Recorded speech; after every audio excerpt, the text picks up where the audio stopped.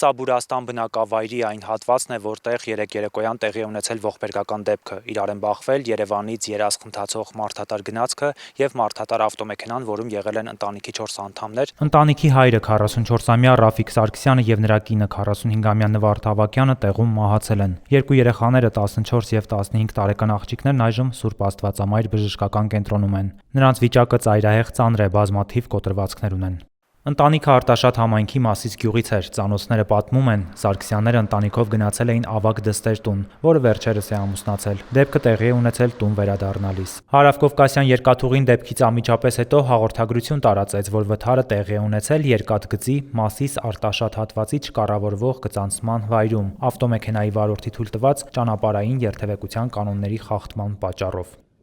Բնակիչների խոսքով այս ճանապարհը համեմատաբար գյուղամիջյան ճանապարհների ավելի բարեկարգ վիճակում է գտնվում եւ մարդիկ ընտրում են հենց այս կարճ ճանապարհը։ Թեև տարածքում առկա է զգուշացնող նշան, որ այստեղով անցնում է գնաց, սակայն բնակիչները նշում են, որ պարտադիր պայման է ուղեփակոցների տեղադրումը, քանի որ սա առաջին ողբերգական դեպքը չէ։ Տարիներ առաջ եւս մի քանի նմանատիպ դեպքեր են եղել։ Երևանից Երասխ գնացող մարդատարի գնացքը։ Իրիկունը ժամը 7:30 քաղաքից գալիս է հետում մինչև Երասխ, առավոտն էլ 7:30 էլ կստե ալում, Երասխից գալիս է հետում քաղաք։ Իմ կարծիքով ստե պետք է մի հատ բան դրվի։ Ուղղակի փակոց դրվի բացվել է, որպես այդ վթարներից խուսափեն։ Տարիներ առաջ էլի եղել է, դեպքեր եղել է։ Ասել են, ժողովուրդ ասել են, գյուղացիք են ասել, որ պետքա որ ուղեփակոց լինի, հիմա ես չգիտեմ, ով է որոշում կայացնում, բայց որ պետքա դրվի, դա միանշանակ։ Մի ժամանակ դες խոսակցություն եղավ, որ պիտի դնեն, հետո թե ինչի չդրվավ, դա արդեն իրանք իմանան։ Դեպքը պատահել է 19-ից 30, 19-ից 40, 20-ի մոտերը ինձ զանգ արեցին մեր ոստիկանությունից, բա դեպքը պատահել։ Ասենք գործից աշխատանքից հետո ես Արտաշատում էի, անմիջապես 10-20 րոպե հետո դեպքի վայրում եմ եղել։ Արդեն երկուսի դիակը ամուսինների տեղում մահացել էին, երեխաների ընթացքում սկորին դեղեր տարան հիվանդանոց։ Ընտանիքը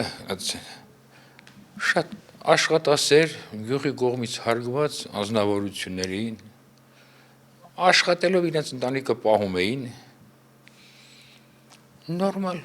չգիտեմ ինչի շատ ափսոսներ ես գալիս, ամբողջ գյուղը սեքի մեջ է այսօր, ջահել կինը մի տարի մեծ էր ամուսնուց,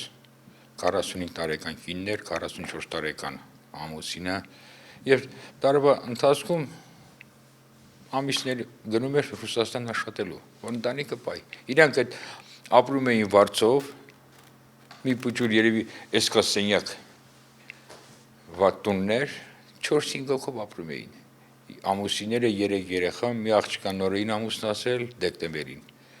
Երկուսն էլ անչափահաս դպրոցական, ասենք 7-8-րդ, 5-րդ դասարանի երեխաներ էին։ Կեսօրին կապնվել եմ անմիջապես վիրահատող բժշկի հետ,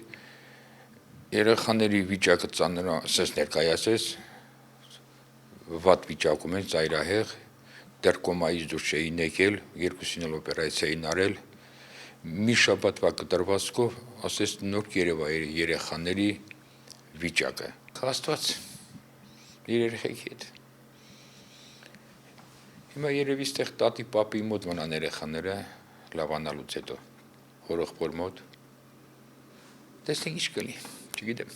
Դեպքի առթիվ քննչական կոմիտեում նախաձեռնվել է քրեական վարույթ, ճանապարհային երթևեկության անվտանգության ապահովման ուղղված պահանջները կամ ճանապարհային երթևեկության կամ տրանսպորտային միջոցների շահագործման անվտանգությունն ապահովող կանոնները խախտելու հոդվածով։ Նշանակվել է դիակների դատաբժշկական փորձաքննություններ, նախաքննությունը շարունակվում է։